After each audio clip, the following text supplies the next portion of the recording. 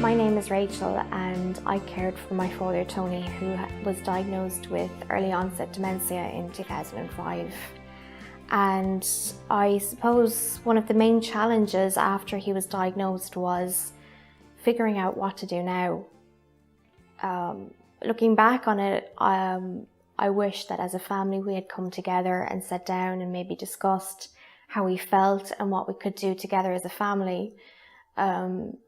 It sort of naturally came about that people found their roles along the way, but we never came together in the beginning, and it's something I really wish we'd done. But understandably, everyone was upset and in shock, so it just didn't happen for us. But at the end of Dad's life, we were great in the sense that we all came together and supported each other and took on a little bit of the responsibility of what was needed to be done at that time. And I feel, looking back on the whole experience, I wish that's something we could have done in the beginning, but unfortunately it didn't happen.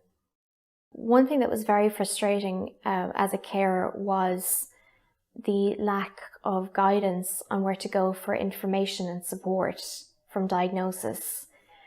The one thing that we were told in the beginning was to get in touch with the services, and that was very unclear to me. I didn't really understand what that was. I didn't know if these services were free. If they weren't, how would we qualify for them? Would they support my father? Would they support us, the carers, the family?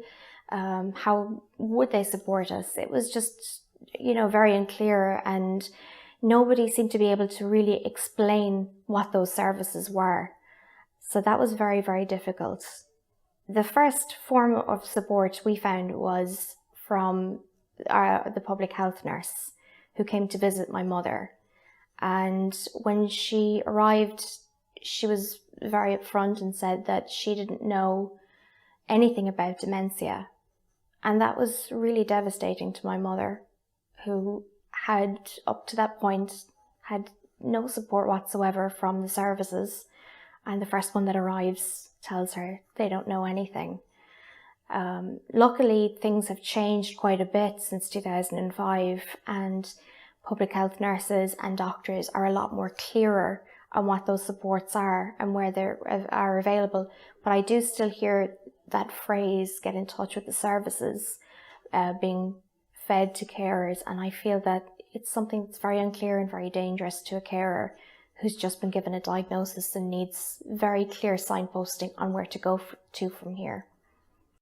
In terms of finding information and support after getting a diagnosis of dementia, I would say to any carer or anyone who's affected by the diagnosis that they look for specific supports and specific areas of where they can receive more information.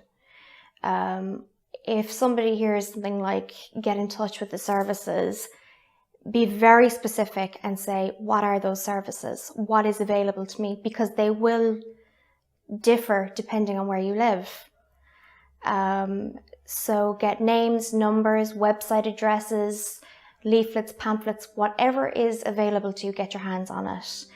It's something that's very, very tough to do after getting a diagnosis of dementia, and you might feel like you're not able for all of that information. But if you have it to hand from the beginning, you can access it at any stage of the journey.